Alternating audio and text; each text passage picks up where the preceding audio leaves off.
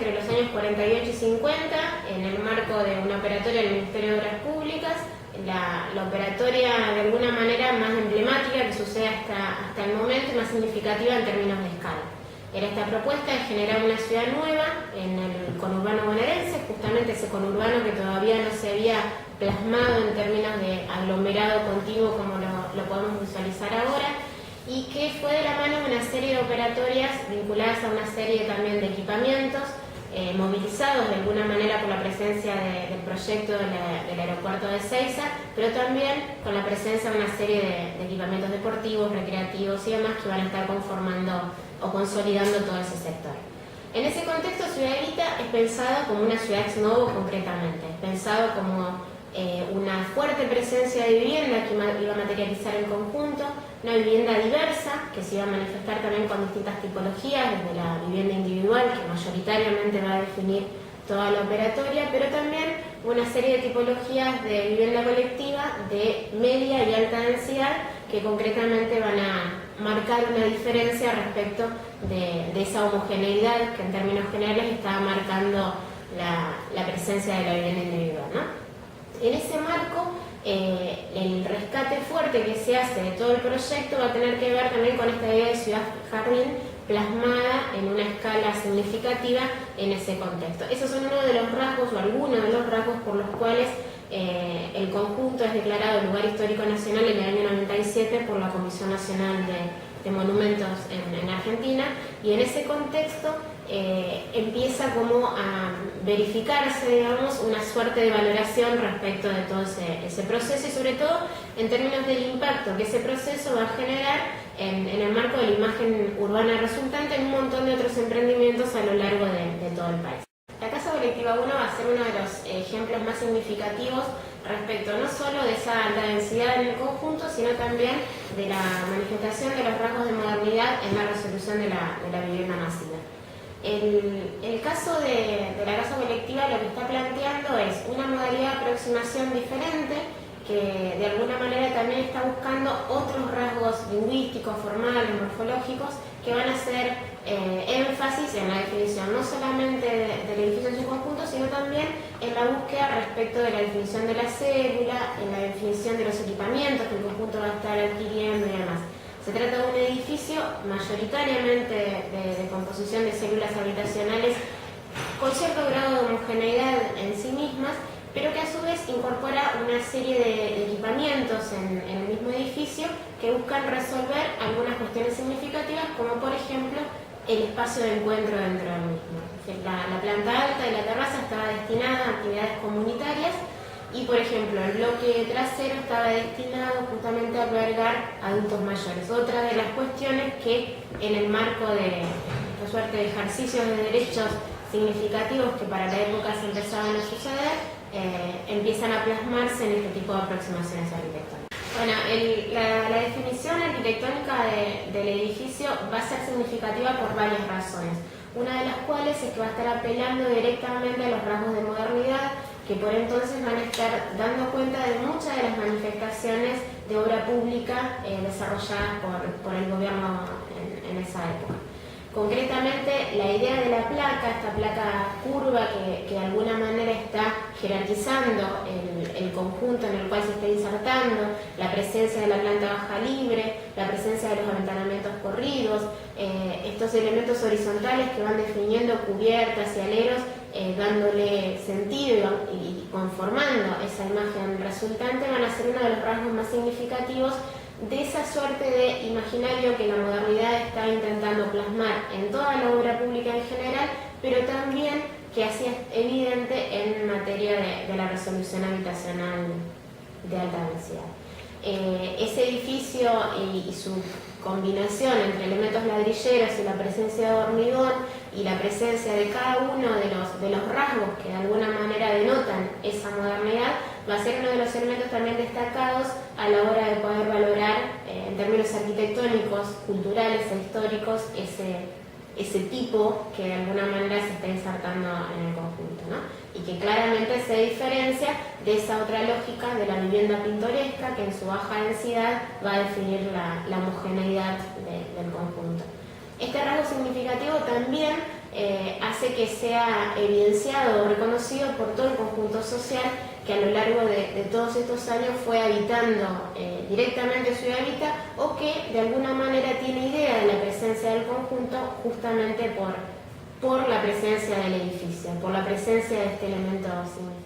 Entonces, en ese contexto, es el único edificio de todo el conjunto de Ciudad Evita que continúa sin regularizar su situación dominial, y es el único caso donde el dominio sigue estando en manos del Estado Nacional.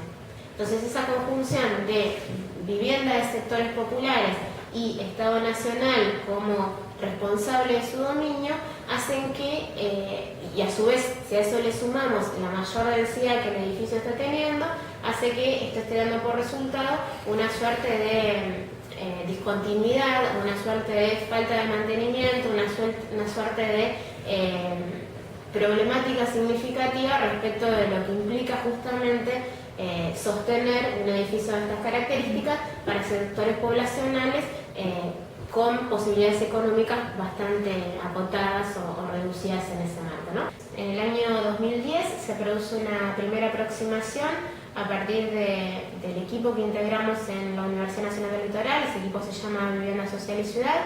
y con un carácter absolutamente voluntario se desarrolló una instancia de relevamiento de cada una de esas unidades habitacionales y también de entrevistas con los habitantes. Ese producido dio lugar a una presentación pública que tuvo que ver con devolver de alguna manera a los habitantes del conjunto todo eso que ellos nos habían brindado a la hora de poder expresarnos sus conocimientos, sus valoraciones, sus opiniones respecto del estado de situación del inmueble, pero también respecto de la posibilidad concreta de su mejoramiento. Ese apartado significó de alguna manera la generación de un instrumento de posesión por parte de cada uno de los ocupantes del inmueble. Se desarrolló posteriormente un censo en el marco de la Comisión Nacional de Tierras, y un poquito el paso que seguía, o lo que de alguna manera estábamos visualizando que debería ser interesante producir, tenía que ver con la generación de una propuesta concreta de mejoramiento edilicio. Otro de los aportes que desde la universidad, o de una idea de universidad comprometida con ese medio en el cual estábamos insertándonos, de algún modo podíamos generar, aportar o lograr. Así surge una convocatoria específica de voluntariado universitario. Esto es promovido anualmente por la Secretaría de Políticas Universitarias, que depende del Ministerio de Educación de la Nación. Y bueno, en ese contexto nos presentamos a esa convocatoria, fuimos seleccionados, y la idea era generar un proceso participativo, es decir, poder priorizar junto con los habitantes cuáles eran las operatorias concretas de mejoramiento que deberían ser realizadas en el inmueble. Entonces, ese proceso que el voluntariado permitió nos llevó a producir una propuesta concreta de intervención, pero también de gestión, porque este proceso del voluntariado va también a ser realizado en articulación con la Comisión Nacional de Tierras. Eso deriva en la elaboración de un proyecto, y ese proyecto es presentado ante la Comisión y luego ante Jefatura de Gabinete de Nación para poder, de alguna manera, obtener los fondos para la recuperación del inmueble. Me parece interesante el proceso que se dio,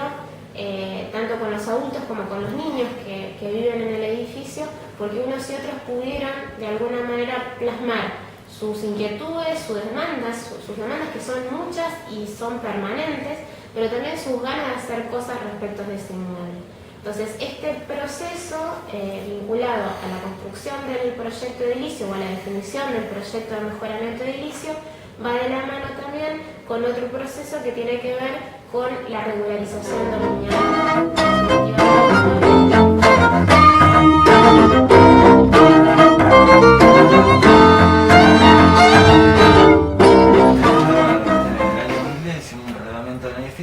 Donde se constata el estado de los distintos elementos, por ejemplo la estructura, las cubiertas, los muros, las puertas, las ventanas, las instalaciones, etc. Respecto por ejemplo a la estructura, lo que se constata es que está en buen estado una estructura de un edificio de hormigón armado, pero que está teniendo distintos grados de afectaciones, sobre todo en la parte de la armadura, por el tema de las filtraciones, tanto internas como externas, por la impermeabilización del edificio que se fue deteriorando a lo largo del tiempo, tanto en las cubiertas como en las paredes, en los cerramientos verticales, que dan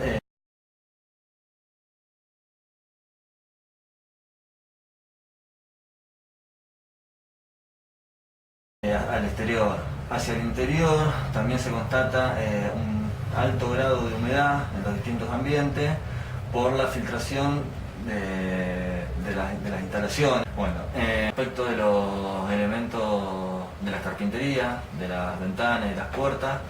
todas las carpinterías, todas las persianas que dan al exterior tienen un alto grado de deterioro, son persianas de madera, pero que tuvieron muchos años sin mantenimiento. De las instalaciones, tanto eléctricas, locales, pluviales, de gas, se detectó un alto grado de deterioro en todas, principalmente las eléctricas. Desde que hicimos el reglamento en el año 2010 a la actualidad se agudizó mucho la mayoría de los problemas. El año pasado, en octubre del año pasado, se cayó parte del cielo raso de la planta baja. Colapsó por la corrosión de la estructura metálica, producto de las filtraciones de los desagües, tanto pluviales como cloacales. Se cayó un gran tramo de ese cielo raso y el resto se retiró por precaución para que no se caiga sobre la gente o sobre los datos que surgen del reglamento del año 2010, más las prioridades que surgen en el taller del año 2012. Se define un proyecto de intervención para recuperación del edificio con distintas intervenciones o con, digámosle, intervenciones de distinto grado, algunas de mayor complejidad y otras de menor complejidad. Estas de menor complejidad las podrían realizar o solucionar los vecinos organizándose entre ellos, como ser los solados de planta baja, la iluminación de los espacios comunes, hasta podrían llegar a también solucionar el tema de la recuperación de los ascensores. El proyecto estaba planteando la recuperación de por lo menos 1 o 2 ascensores, ya que el edificio cuenta con 66 departamentos y 5 pisos. Y hemos detectado a través del reglamento que en el 4.y 5.º piso hay personas mayores que no pueden estar subiendo por escalera todos los días, básicamente. Con respecto a las intervenciones de mayor complejidad, estamos hablando de lo que es impermeabilización de cubiertas y fachadas, que son muchos metros cuadrados, también la recuperación de los núcleos húmedos. Lo que se planteaba era el retiro de todas las cañerías de desagües, tanto por un lado pluviales, por los desagües de la cubierta, como el reemplazo de todas las montantes o todas las cañerías de desagües cloacales, de los baños de los distintos núcleos. Asimismo, también se plantea la necesidad del reemplazo de la instalación eléctrica, mínimamente desde el tablero de medición del subsuelo hasta los tableros de cada departamento, cambiar todo lo que es montantes eléctricas y de las máquinas de ascensores, básicamente. Respecto a la recuperación de los núcleos húmedos, lo que se busca es el reemplazo de todas las instalaciones, tanto de baños y cocina, de todos los departamentos del edificio. Esto implica una metodología bastante compleja porque hay que venir cambiando desde el último piso, son varias columnas de baños en la planta, baños y cocina, y habría que venir reemplazando desde el baño más alto, desde el 5.º piso, y bajando baño por baño, cambiando tanto las montantes principales como la instalación de cada baño y cada cocina, reemplazando tanto provisión de agua como desagües.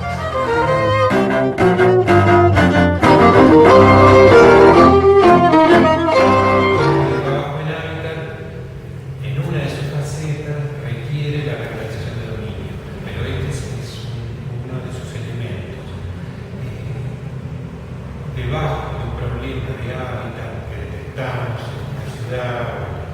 que puede ser, por ejemplo, un asentamiento o